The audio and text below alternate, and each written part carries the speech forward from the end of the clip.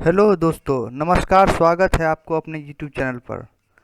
आज छठा video CTET EVS NCERT note का लेकर आया हूँ। पिछले क्लास में मैं कुछ लेसन आप लोग के भी शेयर किया था जो क्लास 4 के थे, और पिछले वीडियो में मैंने क्लास 4 के जितने भी लेसन है सारा मैंने आपको कवर किया था। तो आज फिर मैं अगले पार्ट का शुरुआत करने जा रहा हूँ और वो होगा क्लास 5 का पार्ट।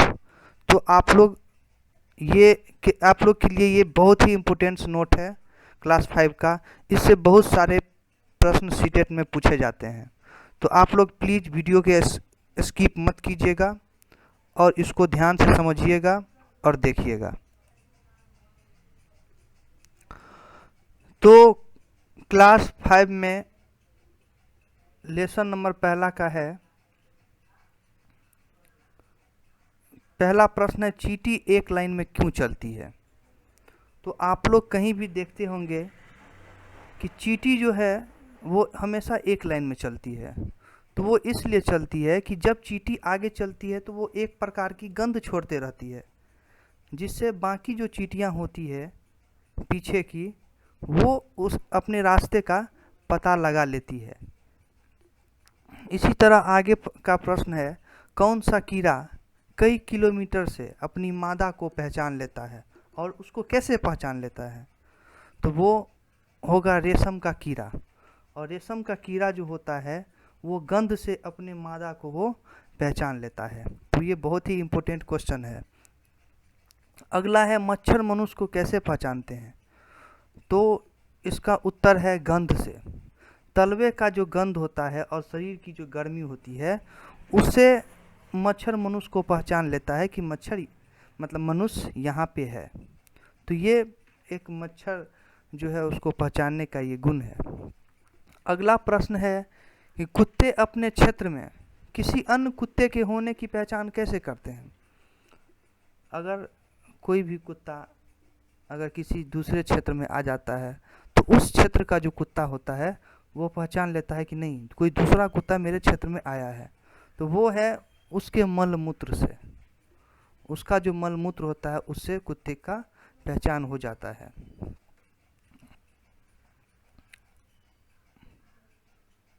अगला प्रश्न है कि चिड़िया देखते समय अपना सिर क्यों हिलाती रहती है? तो चिड़िया की आंखें की पुतली जो रहती है वो एकदम अस्थिर रहती है। आप लोग चिड़िया को गौर किए होंगे कभी कि वो जो इधर उधर मुंडी हिलाती है, क्योंकि उसके आँखों की जो पुतलियाँ होती है वो मनुष्य की तरह नहीं घूम सकती है। तो चिड़िया जो होती है उसको अगल बगल देखने के लिए उसको सर आगे पीछे या ऊपर नीचे करना पड़ता है। इसीलिए वस्तुओं को देखने के लिए उन्हें पूरी गर्दन को घुमानी पड़ती है। और एक बात, चिड़िया एक ही समय पर अलग अलग आँखों से अलग अलग वस्तुओं को देख सकती है। ये बहुत ही इम्पोर्टेंट टॉपिक है। अगला है, मनुष्य से 4 गुना तेज देखने वाला कौन सा पक्षी होता है? तो ये भी बहुत बार पूछा गया है सीटेट में, नोट कर लीजिएगा। बाज हुआ, चील हुआ, चमगादड़ हुआ, ये जो है वो मनुष्य से 4 गुना तेज देखने वाले पक्षी हैं। ज़्यादातर जानवर जो होते हैं वो रंग नहीं पहचान पाते हैं। दिन में जागने वाले जानवर कुछ रंग देख पाते हैं। जो जानवर दिन में जगते हैं वो कुछ ही रंग देख पाते हैं, और रात में जगने वाले जानवर या पक्षी वस्तुओं को केवल काला और सफ़ेद में देखते हैं, जैसे कि उल्लू। उल्लू जो होती है वो रात में ही देखती है और वो काला सफ़ेद देखती है रात में। तो ये भी आप लोग के लिए बहुत ही इम्पोर्टेंट है, तो इसको भी आप लोग नोट कर लीजिएगा। और आगे है, सांप सुन नहीं पाते। ये सांप जो होते हैं वो सुन नहीं पाते, केवल ज़मीन पर वो जो है सो कंपन को महसूस करते हैं सांप। तो ये भी बहुत ही इम्पोर्टेंट टॉपिक है आप लोग के लिए।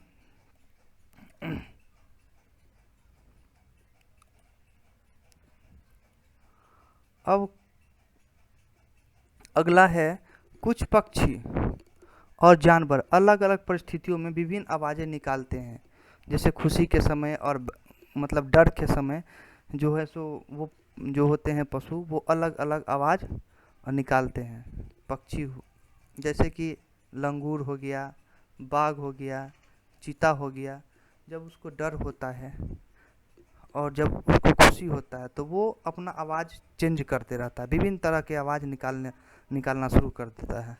अगला प्रश्न है, अंडमान निकोबार में सुनामी कब आई थी? तो इसका उत्तर होगा दिसंबर 2004 में। जानवरों के विपरीत व्यवहार के कारण वहाँ के लोग सुरक्षित हो गए थे उसी समय जब सुनामी आई थी तब। तो आगे है जानवर, और जानवर के सोने का समय दिया गया है कि जानवर मतलब कब सोते हैं, तो दोनों को सोने का समय दिया गया है। तो छिपकली जो है वो 1 सीजन तक सोती है। इसके बाद गाय जो है वो 4 घंटे सोती है।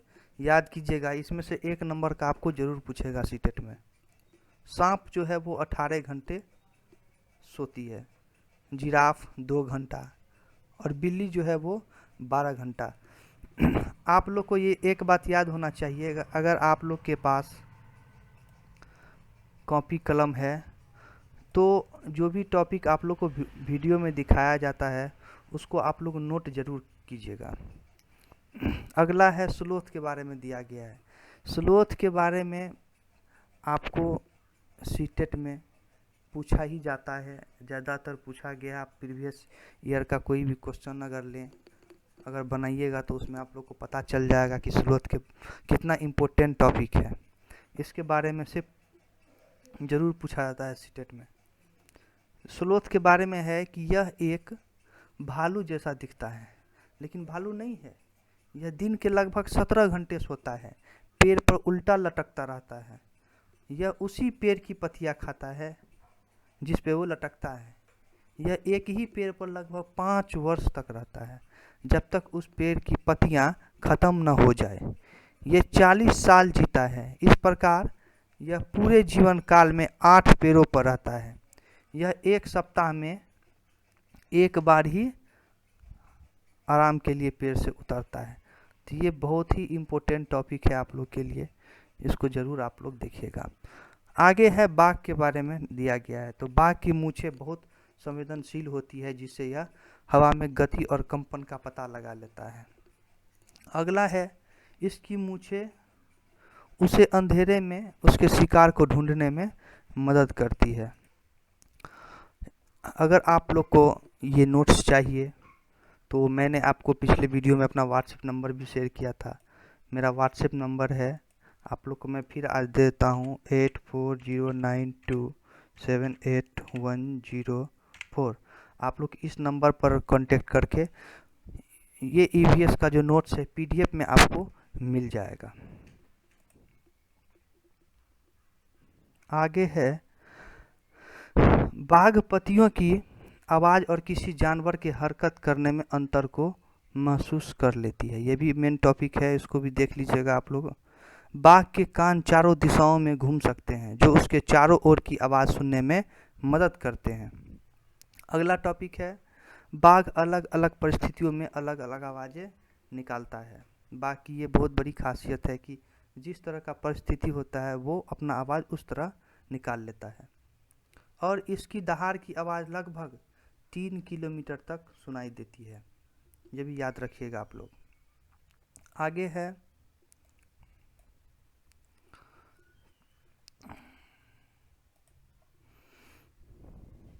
चीता बहुत सतर्क जानवर है लेकिन फिर भी खतरे में है। आगे है, जानवरों के मारे जाने का कारण। हाथी को दांतों के लिए मारा जाता है, गेंडा को सींग के लिए मारा जाता है, चीता को स्किन मतलब त्वचा के लिए उसको मारा जाता है, और मृग जो होता है उसको खुशबू के लिए मारा जाता है। तो इसको याद रखिएगा, तो इस टॉपिक को याद रखिएगा, ये इम्पोर्टेंट टॉपिक है। और अगला नोट्स मैं आप लोग को अगले वीडियो में बताऊंगा।